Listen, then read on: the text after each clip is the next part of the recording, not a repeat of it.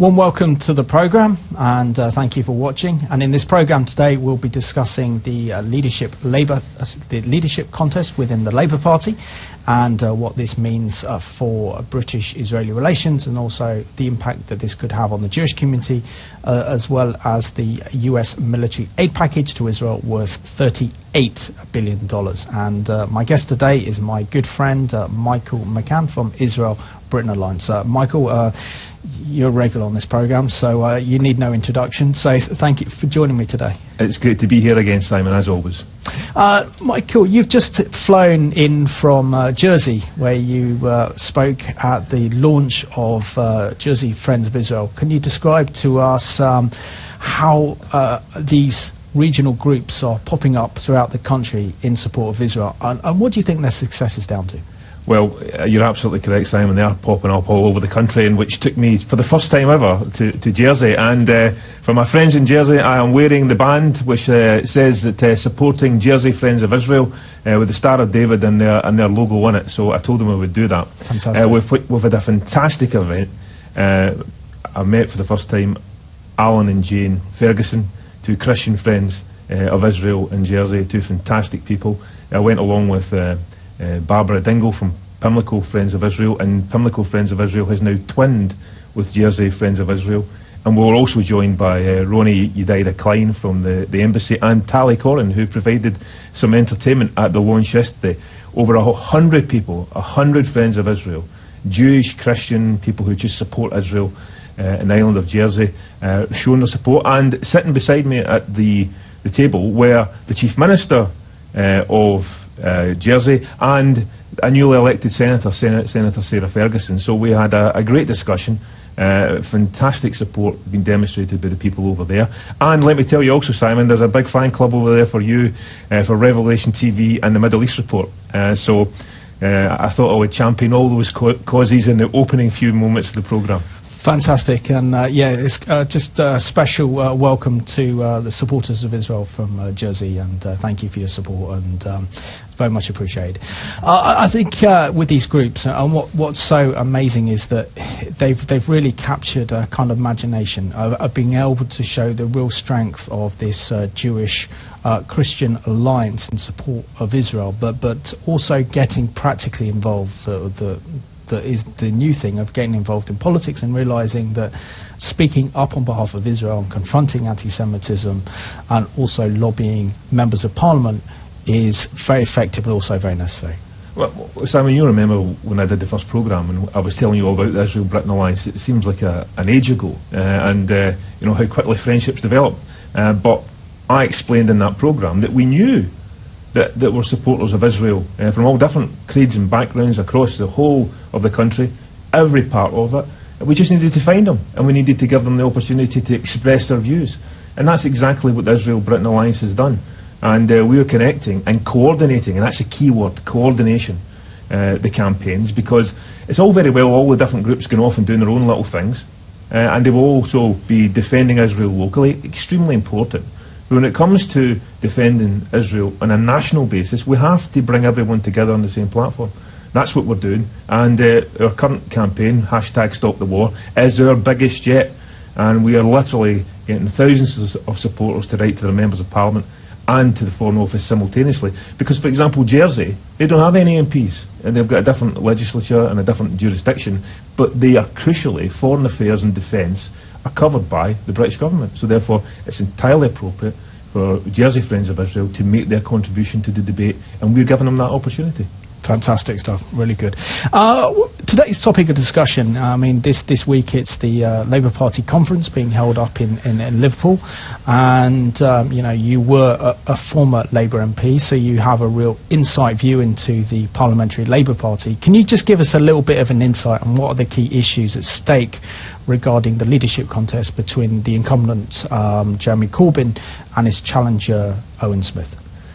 Well, for those of us who had a deep love for the Labour Party, who have had their lives transformed, you know, when I was growing up, my mum and dad got their first council home, which was built in the new town of East Kilbride under Clement Attlee's 1946 New Towns Act. We it sounds funny now, but an inside toilet and enough bedrooms for the 5 kids and mum and dad, and then went to new schools in East Kilbride, which were built by Labour governments, and then our new home in 1976, 5 bedrooms, absolute luxury, 2 bathrooms. Might sound silly again, but you've got to remember the time in which people were growing up. All those contributions to my life were from a Labour government, and that's why I felt Labour was a force for good. But sadly, that is no longer going to be the case, because at the weekend, I believe, as the polls and all the commentators are telling us, is that Jeremy Corbyn will win again the leadership of the Labour Party, and the Labour Party will continue its road down to be utterly irrelevant in British politics. And those words don't trip easily from my lips, but Owen Smith's destiny and the die was cast on the 12th of July when he was allowed to be on the ballot paper again, which is bizarre to me, because the rule book would have suggested something else. But it went to court, and as I suspected would be the case, a judge isn't going to interfere in internal machinations of a political party, or they're very unlikely to, and thus the die was cast. Owen Smith, although I haven't agreed with some of the things that he said in his campaign, has put up a valiant effort, but it looks like at the weekend that we're going to find out that Jeremy Corbyn is once again the leader, and he'll take the Labour Party to oblivion in the UK. Which is extraordinary, isn't it? I mean, to think that someone from the hard left, who's rebelled against the Parliamentary Labour Party his entire life, rebelled against every leader of the Labour Party has actually had until he's taken this position of leadership, the whole Parliamentary Labour Party are against him. So what's going to happen if he is then, as the poll suggests, he does get re-elected, becomes leader of the party again? I mean, is he able to form a shadow cabinet? Is he able then to gain the support of the Parliamentary Labour Party, or are we going to see a purge of his opponents within the political party, and the party transformed into a party of the hard left? Well, it will be. In my view, it will change into a party of the hard left, and it will never get back in power, and it won't be able to do all the things that I spoke about a few moments ago in terms of how the Labour Party changed my life. But the way it will work is this: he'll win, and you've got to understand. I mean, he puts on this face that he's a kind, and he doesn't insult anybody. It's a new kind of politics. He doesn't do it, but everyone behind him does. From Seamus Milne, the Marxist millionaire who heads up his office in the House of Commons, and all the other people who he's got involved round about him, who I know a lot of them, and they are the hard left. And that was history tells you if you make mistakes, they're going to come back and bite you. And Jeremy Corbyn should have been kicked out of the Labour Party when all the other Trotskyites were kicked out of the Labour Party in the early 1990s, people like Terry Fields and Dave Nellist. But he wasn't, because I was talking to somebody about it and asked why, and they said, well, we just thought he was a harmless hippie. That was the language that was used, but he stayed, and he's not harmless. As you say, he's rebelled against, he's the most rebellious Labour MP, I think, ever in history, and now he is demanding loyalty from people who don't support his ideas, his principles, or how he wants to take the Labour Party forward. So we're in a real difficult place.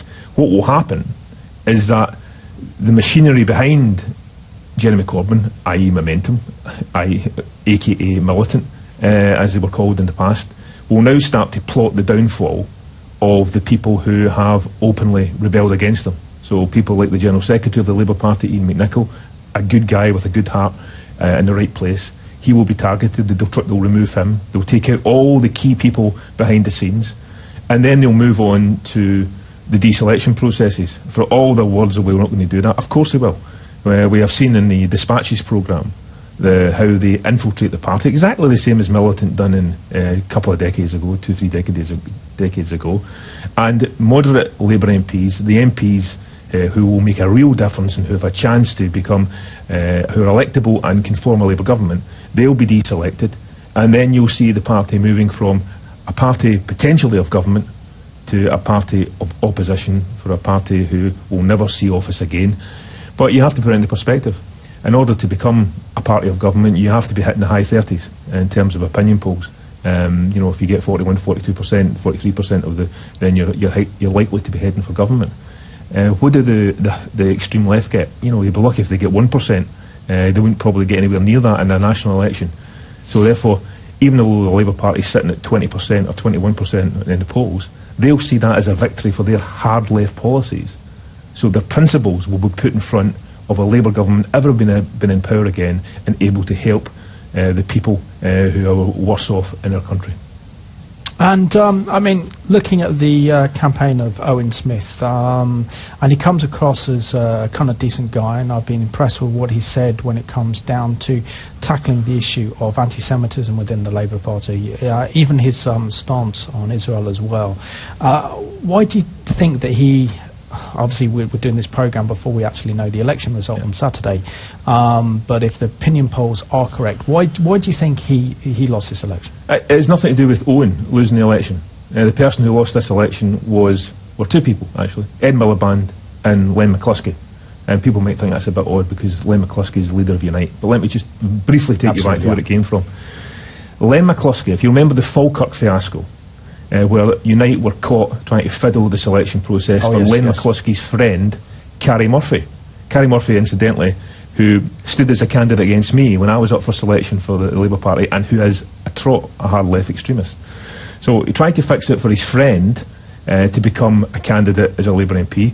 They were exposed because they fiddled the system and were paying for people's memberships, and they didn't even know they were members of the Labour Party. And then you get that fiasco. Instead of Ed Miliband dealing with it strongly, as a leader should have done, he creates this wishy-washy outcome which allows people to join the Labour Party for £3 and then be involved in the leadership. Then take it forward to the nomination process. In order to be on the ballot paper, you need 35 nominations from the PLP. Now, that's there for a reason. It's there to demonstrate that you have some support within the PLP, which you're, if you're successful, about to lead. But what did we then have? We had a whole bundle of MPs who then nominated Jeremy in order to hear his views. Utterly pathetic. And quite frankly, the list of shame includes Margaret Beckett, Sadiq Khan, David Lammy, Gareth Thomas, Hugh Aranka-Davis, a whole bundle of MPs who gave them the nominations. And then that toxic mix of people nominating Jeremy Corbyn for the wrong reason, allied to this £3 membership fee which allowed you to vote in election. I know Conservatives that bowled up to me with a smile on their face and said, I've just voted for Jeremy Corbyn in the Labour leadership campaign, and they're car-carrying members of the Conservative Party. That's how crazy it got. So nothing to do with Owen Smith. And then you get the system on the 12th of July, which meant that Jeremy Corbyn should have had to be re-nominated again. He would never have got, possibly not 35, definitely not 51 nominations, which he would have needed. The NEC said he could be on the ballot paper without the nominations, and I'm afraid that Owen Smith's fate was sealed on the 12th of July when that decision was made, because all those people who had previously voted for Jeremy Corbyn were getting the option to vote for him again. Yeah. I just want to read out an email we got from Owen Smith's office, thanks to our faithful viewer Frank, who emailed me a response to his question, which was, what is Owen Smith's position regarding Israel? And this is what he said. So he says, Dear Frank, please find a response from Owen below. Thank you for your inquiry about Israel and Palestine. Under my leadership, peace and security in the Middle East will be one of my most important foreign policy objectives for the Labour Party. I'm committed to a permanent, comprehensive peace settlement based on a two-state solution, resulting in a secure Israel alongside a viable state of Palestine. All sides must avoid taking action that could make peace harder to achieve. That means an end to blockade and occupation, an end to rockets and terror attacks. Under my leadership, Labour will continue to oppose the isolation of Israel. No one should question Israel's right to exist. That threat of boycotts is wrong. The response, and I do not believe this helps any advance with the peace process. Only a negotiated peace deal will bring the justice and security both sides deserve. This is why the international community must now take concrete steps to strengthen moderate Palestinian opinion, including Palestinian recognition at the UN. A bit concerned with that one. I do not believe the threat of boycotts help advance the peace. Best wishes, Owen. What was your response to that statement made on his position regarding Israel and the Palestinian conflict? Most of it is sensible and good, but there's three issues I would pick up. Blockade and occupation, and when he talked about recognising Palestine at the UN. Absolutely. Demonstrates that he's got no concept of the geopolitical situation in the area. In terms of recognition of Palestine, that should be a prize a huge prize at the end of a difficult negotiation which will involve compromise on both sides, which will lead to the resolution of refugees, borders, security and, crucially, Jerusalem. It's not a prize you give before any of those issues are resolved, so I disagree with them there.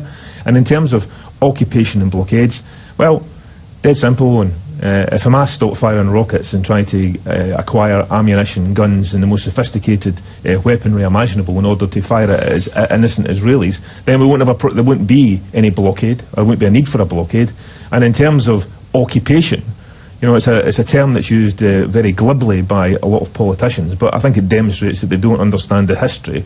From 1947, when 2 states were proposed by the UN, only one side took up the offer, the Jewish people, to create the State of Israel, and then were immediately attacked. And then from 1948 to 1967, and everybody knows the history from Revelation TV viewers, it was Jordan and Egypt that refused to give the Palestinians a state. So learn your history, understand the geopolitics of the situation, and don't write notes which contain your ideas for how to move forward, which are incomplete and quite frankly don't make much sense.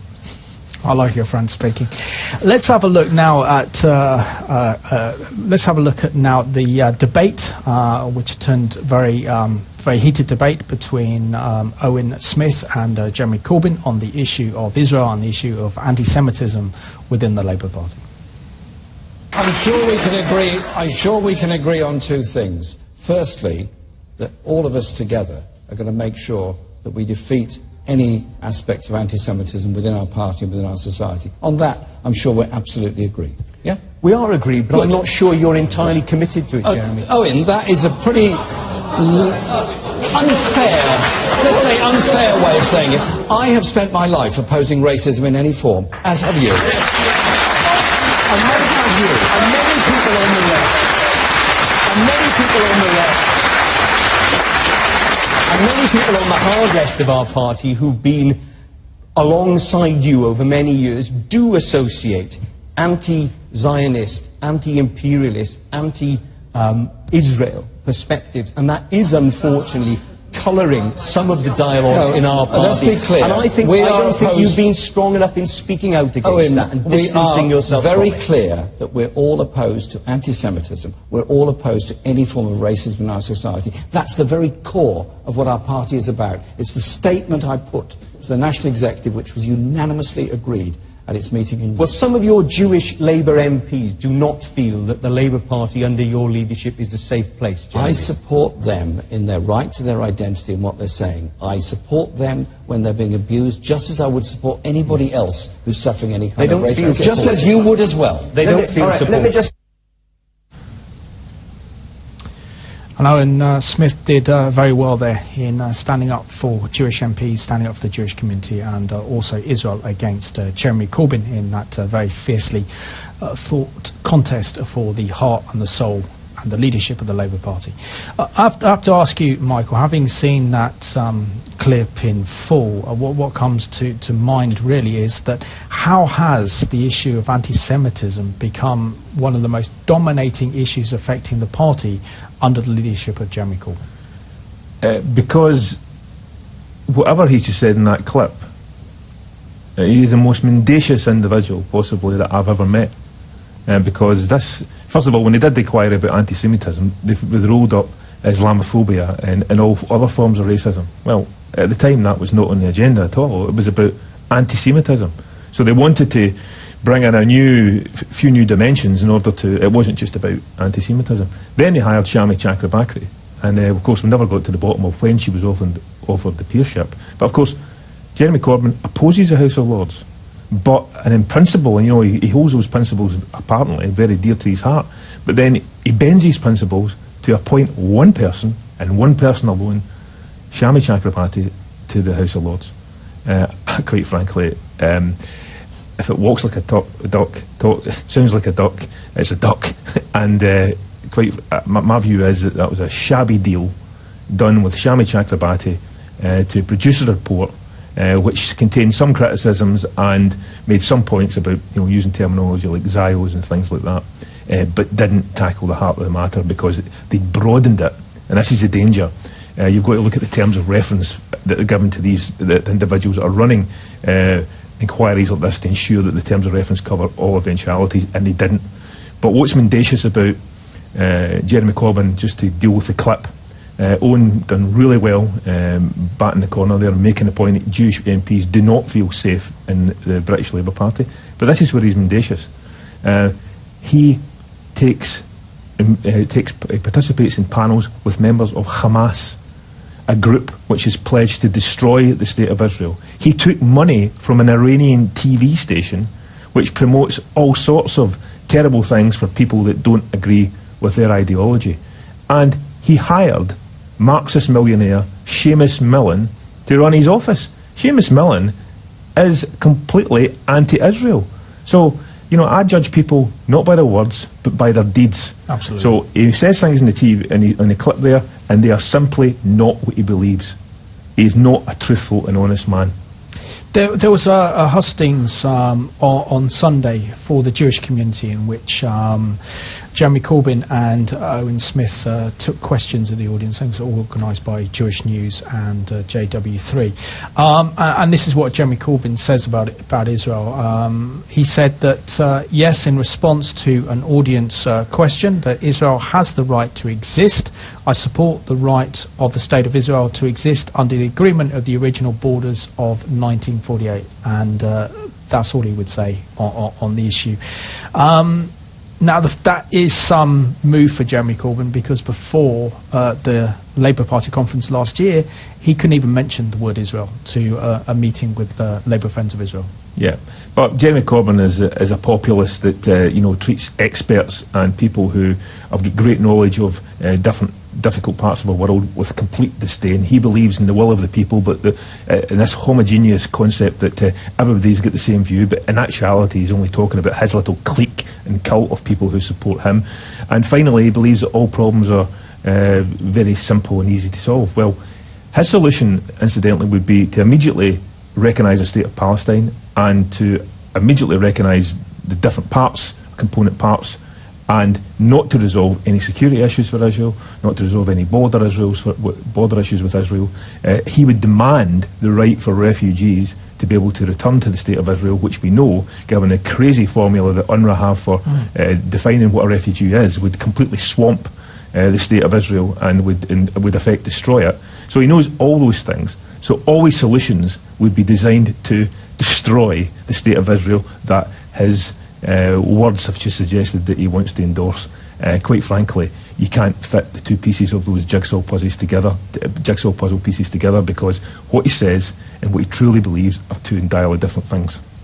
So let's have a look now at Douglas Murray's opinion on the problem of anti-Semitism under the leadership of Jeremy Corbyn within the Labour Party. The current problems of anti-Semitism in the Labour Party are just an eruption of something that everybody has known has been there for a long time. The Labour Party leader, Jeremy Corbyn, has announced an inquiry, an official party-led inquiry into the party's anti-Semitism.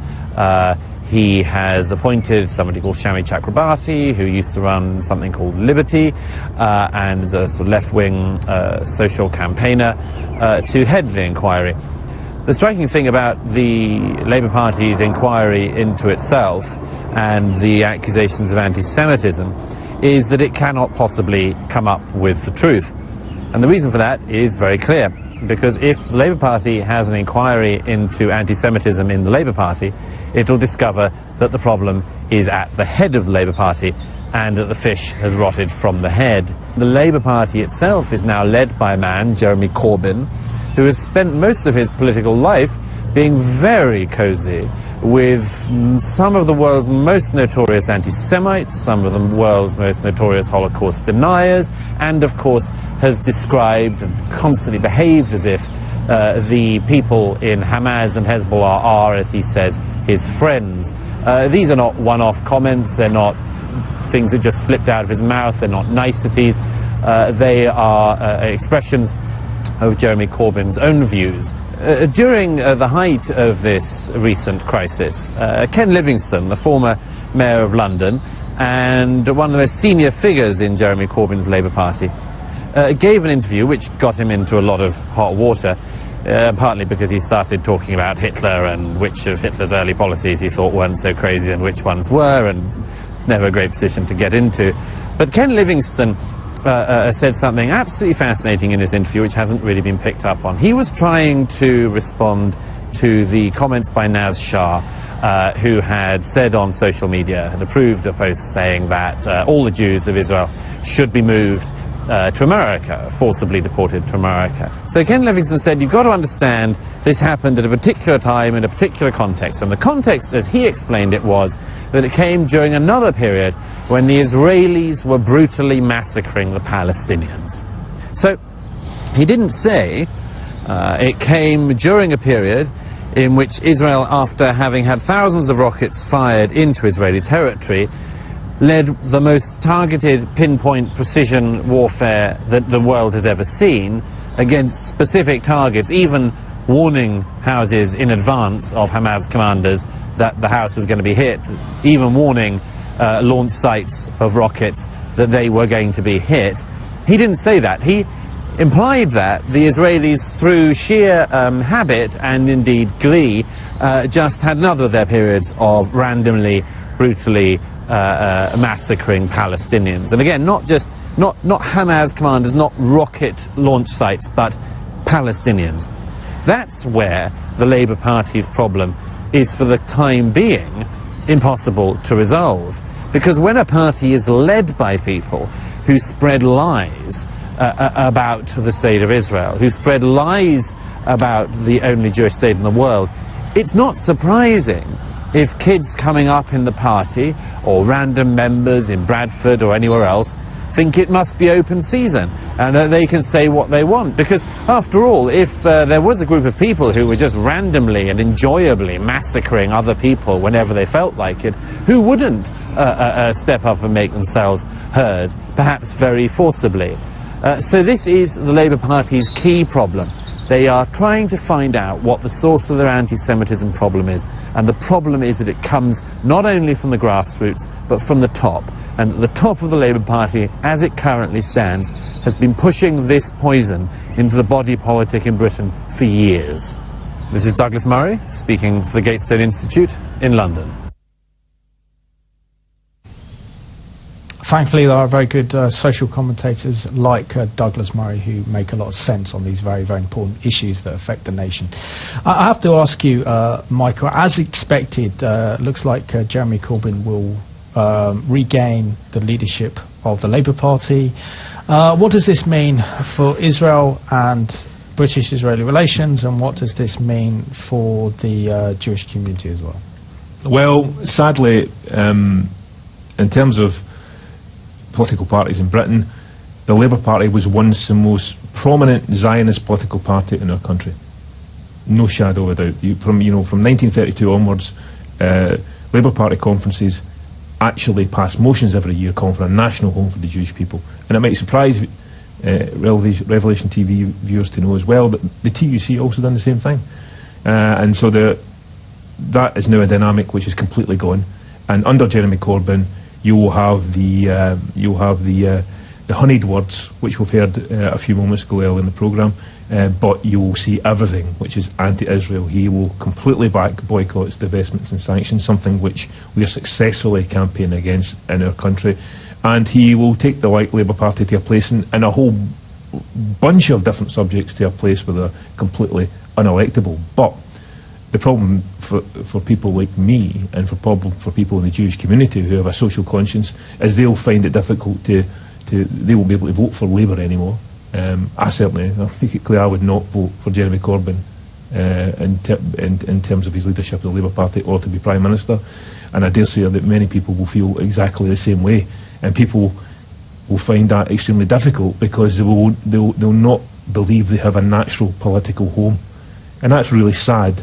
In my opinion, which the Labour Party has provided a home for a broad church of people with different views and opinions, but he's going to take the Labour Party to a place where many, many people will not be able to go. What will this mean for the Labour Party? Will this mean a split in the party and a new party being forged, or is there any way of wrestling the party back from the brink?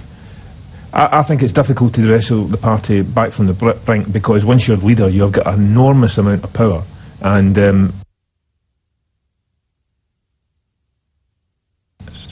my view would be that Corbyn and his acolytes, the Marxist millionaire Seamus Milne, will already be planning to change all the rules of the Labour Party, which makes it a sensible place in British politics.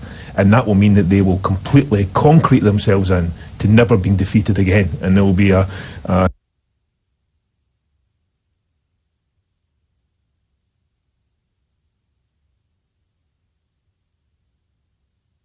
successor to Corbyn, and so on and so forth. The problem that Labour MPs will have, and I guarantee you these conversations will be taking place in the corridors of the Palace of Westminster, if they break away all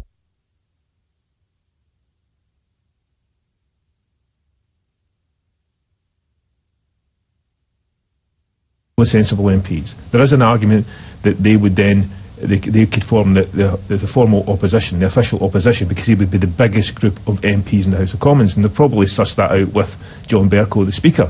That would leave the Labour Party under Jeremy Corbyn's leadership with a rump of MPs, if the numbers about those who opposed and supported him are correct. But what he has got, he has the key to the Labour Party name, and he has the key to all Labour Party assets across the length and breadth of the country. That's a huge number of assets. The official opposition would get access to short money, which is the way that oppositions are funded in Parliament, quite rightly. But they would have a short time to create themselves as an alternative government, an alternative opposition, and of course there'll be many people worried about that. And I tend to think what will happen, because I know some people who are there, you'll have a lot of people who will think that that's the way to go, but other ones will quite frankly sit on the fence. And as they sit on the fence, and over time as you get closer to 2020 and all the deselections will start taking place, they'll see that they should have acted back in 2016. And my fear is that they will be overcome by hesitation, and that will again contribute to the demise of the Labour Party. But surely when it comes down to, I mean, we're a long way, I think, from another general election. Mm-hmm. But, you know, Theresa May might trigger a new election to have her own mandate from the British people. If she does that, does the Labour Party then face the possibility of facing oblivion at the next general election, and knowing that MPs, like yourself, they don't want to lose their seat, so they'll do anything to try and maintain their position, to be in Parliament and to have some element of power? Yeah, well, you know, but you know, people talk about safe seats, but look at Scotland. Who would have thought that Scotland would have one Labour MP in 2016? You know, sometimes you can't measure where public opinion is going to go. But what I can give you is if you look at the last election in Scotland for the Scottish Parliament, there was a 9% swing from Labour voters to the Conservative Party.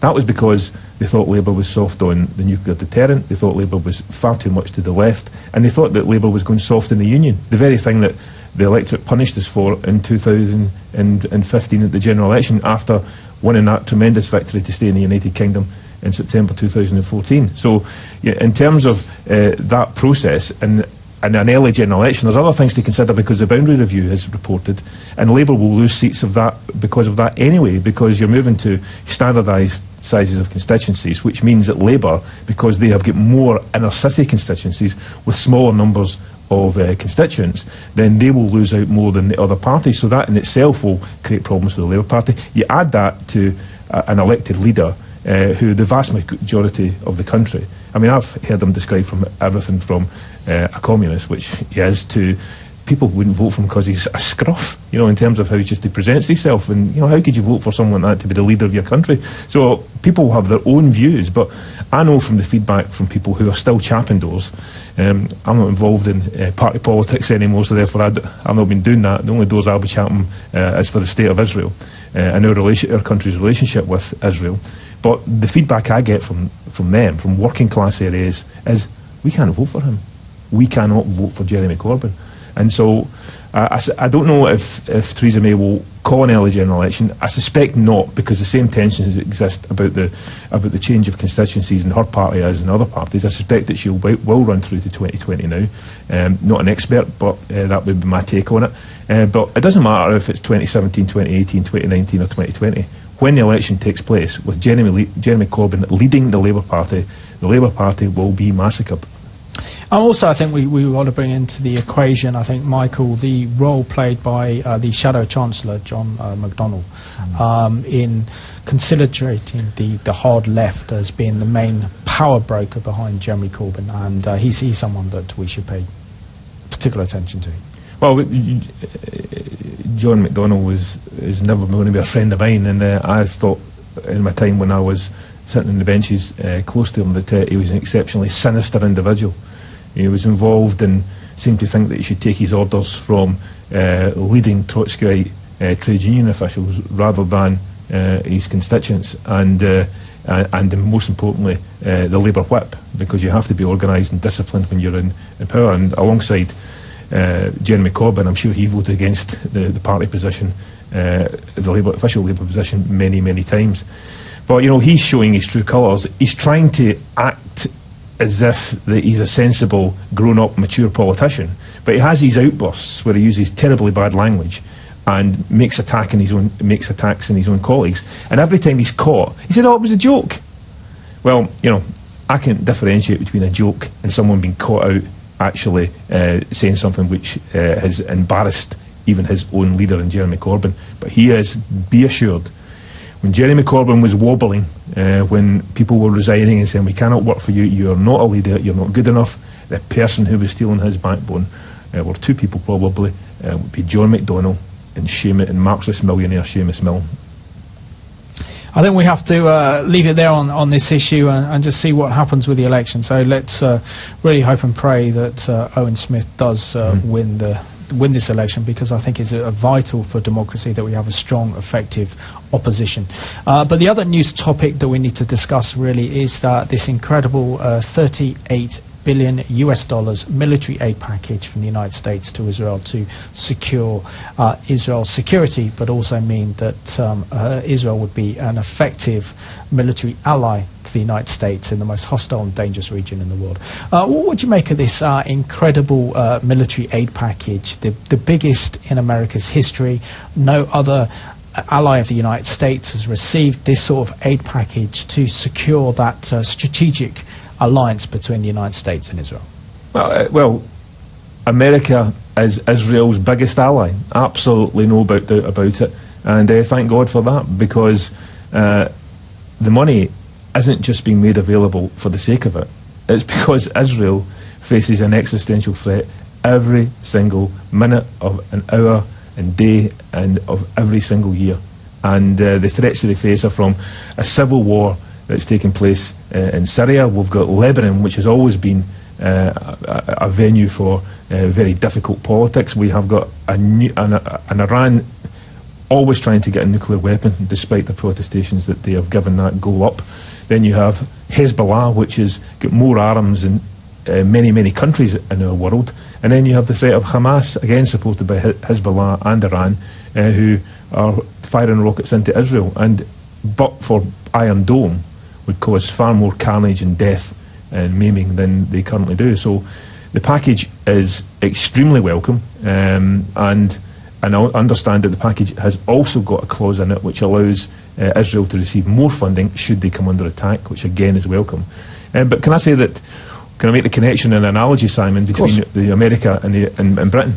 The reason one of the reasons that package has been put together is because of the strength of AIPAC. Absolutely. The lobbying body which gets ordinary Americans to lobby their congressmen, to lobby their senators to support Israel.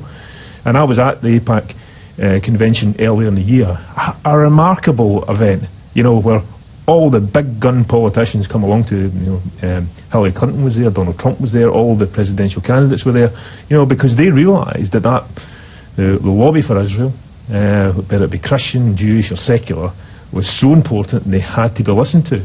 And I can't say enough that that's exactly what we're trying to do as Israel-Britain Alliance. We're trying to create that same phenomenon over here in Great Britain and Northern Ireland and Jersey, to ensure that we can hear the people's voices be heard, and not that our politicians take account of our views. Now, we're never going to be in the same league and have the same relationship that the US has with Israel, but we can have a very important and strong bilateral relationship and that's what we must stress to our politicians.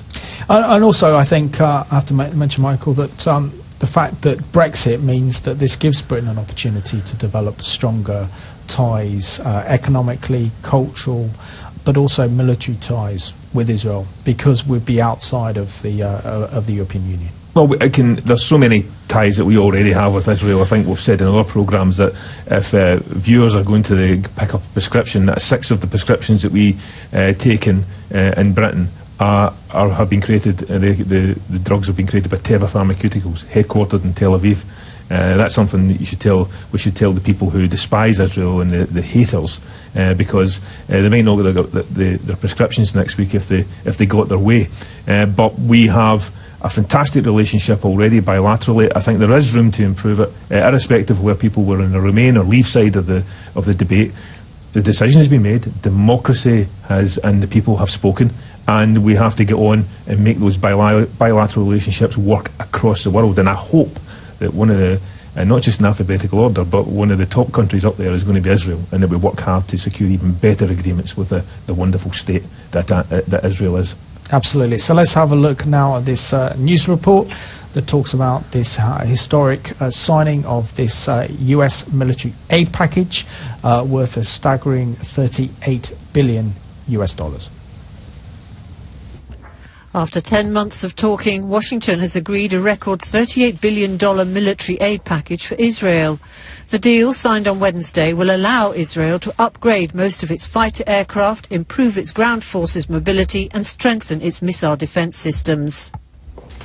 This is the single largest pledge of military assistance to any country in U.S. history. It's a reminder of the United States' unshakable commitment to Israel's security. The drawn-out talks underscored continuing friction between the US and Israeli leaders over the nuclear Iran deal, but to avoid uncertainty with the new administration, Premier Benjamin Netanyahu signed. I'd like to thank President Obama and his administration for this historic deal. I also thank our many, many friends in the American Congress and the American people for their support. Bipartisan support from the United States. The package is seen as vital to Israel's security in an unstable region. However, pro-Palestinian groups claim it rewards Israel despite its continuing settlement program. The U.S. and Israel have concluded a 10-year military package. The $38 billion package is the single largest pledge of aid in U.S. history. But it also includes major concessions from Israeli Prime Minister Benjamin Netanyahu. And that has some analysts worried, like author and historian Michael Widlansky. I think the aid package is designed first and foremost to help the Obama administration and Obama personally and the Democratic Party establish that they are friends of Israel after 7 of the worst years in American-Israeli relations. And I think it's also part of the Obama philosophy to try and constrict Congress's ability to help Israel against White House. Widlansky and others have noted the New Deal will force Israel to spend the money in the U.S. more than previous agreements, which could damage Israel's own military industry. Just going to read you now an excellent paragraph that was written by David Horowitz, the editor of the Times of Israel, which is an excellent online publication, talking about this historic $38 billion aid package to Israel. And he says, and this is what he says, that we're on the front line of the struggle against Islamic extremism. Our intelligence gathering hierarchy is extraordinarily effective, and the information we share with the United States plays a significant role in the US ability to protect itself, to defend against real-time dangers, and to gear up to tackle looming threats. Our capacity for innovation keeps American and Israeli military technology at the cutting edge. Geostrategically, we're America's only ironclad guaranteed ally in this brutal and unpredictable region, the only democracy in this part of the world. And I think he sums it up very well, that America wouldn't be investing in so much money in Israel and Israel's defense and security if America didn't feel that Israel was a necessary ally, particularly in this very hostile and dangerous region known as the Middle East. Absolutely, and whatever differences that Bibi Netanyahu and Barack Obama have had, the US does not want to send a signal to Israel's neighbours, most of whom seek its destruction, that relationship is in any way in trouble. And that's why, when one of the big issues that AIPAC was pressing on at their conference, policy conference earlier in the year, was this package. And we have a very well-oiled machine, and it demonstrates that lobbying works, and it works big time when you get secure packages like this. But there's a big difference, I think, from here culturally, isn't there, from the United States and also from Britain as well. On the one hand, we see that the Jewish community is completely part of American culture. You only have to look at previous episodes of the sitcom Friends to realise that one of the characters is Jewish and the others are Christian, and that Jewish theme plays right through American culture, through American films, to American TV series. Also, historically, the Jewish community has been accepted ever since the American Revolution, in which George Washington became the first president of the United States in, I think it's 1776.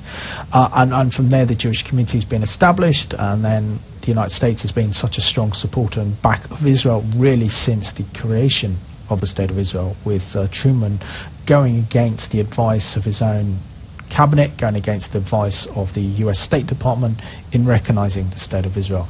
And the incredible contribution that Israel plays in the Middle East, that if it wasn't for American backing and American support, Israel would find herself difficult. But on the other hand, that strategic relationship that America has with Israel is kind of vital for America's security. And as the world has become a darker place, and as we've seen the rise of ISIS and ISIS attacks in Europe, Israel's going to play a more important role in advising Western governments on how to deal with Islamic extremism. Absolutely, but when you go back to the history of the land, and you hear things that one of the lies is Israel stole the land. The Jewish National Fund was set up to actually purchase the land at a fair price, and many people who are of Arab descent sold their land to the GNF, and that's how the modern state of Israel was created ultimately by the UN decision in 1947. But it's strange because we were the architects of our country was architect of the Balfour Declaration, which recognised a national home for the Jewish people. We were given control of the mandate after the First World War, when the Ottoman Empire collapsed. And it's part of the historical problem that people do not understand. That some people actually think that a state of Palestine existed, and that somehow Israel invaded and took it over. It was something that was mentioned in a previous clip by Douglas Murray about, if you keep on repeating an untruth, then people will actually start to believe it. And I think that's why it's important that we start telling people the facts. I don't think we're ever going to replace the relationship that the US has with Israel, but we can be a real friend of Israel as a major and important nation in our world, and we can make a positive contribution. We're never going to be able to match the $38 billion, I hasten to add. Even if we put that into pounds, it sounds a bit less. It's still an enormous sum of money. But nonetheless, we can have that strong bilateral relationship, and we can make our contribution to peace in the Middle East. Absolutely. And also, the British military and the Ministry of Defence have a very close relationship with Israel. And, there's a lot of cooperation between the British Armed Forces and the Israeli Armed Forces, and, joint exercises and what have you, because they recognise, the British government recognises the fact that Israel's on this front line against this wave of Islamic terrorism in the region that ultimately not only threatens Israel but also threatens the entire West. Absolutely, and not only that, but when I was there in 2014 and we were in the West Bank, we spoke to British soldiers who were training Palestinian security forces to get them to understand, the way that security forces operate in normal circumstances. And the word normal can be overused, but there's certainly been nothing like normal circumstances in the Middle East for many, many, many, many, many years, or ever, quite frankly. But so there's a major contribution that we can make, because although we don't have the type of resources we've spoken about, we do have expertise which is highly regarded in all parts of the world. Absolutely. Michael, we have 2.5 minutes left of the programme, so have you got any particular message for our viewers regarding the leadership contest within the Labour Party, and also the importance of US and Israeli relations. Yeah, well, in terms of, I agree with you. We are in a position now that we think that Jeremy Corbyn has got it sewn up, but I hope I'm wrong, because Owen Smith is a decent man, and I would hope to help him in his policy on Israel if he gets elected. So we still must have confidence, because the vote hasn't been formalised yet, and we hope that Owen Smith can come through in terms, because that will mean that we have a chance of the Labour Party remaining a force in the UK. In terms of the US deal, I think we should be delighted that that's now been put into operation, and the deal has been signed off by Bibi and Barack Obama, and we should look forward, as you said, Simon, quite rightly, that the Brexit negotiations give us an opportunity, whatever side of the debate you were on, that we're now going to have an opportunity to have an even stronger bilateral relationship with the State of Israel. Absolutely. So, Michael, I completely concur with that one, and, you know,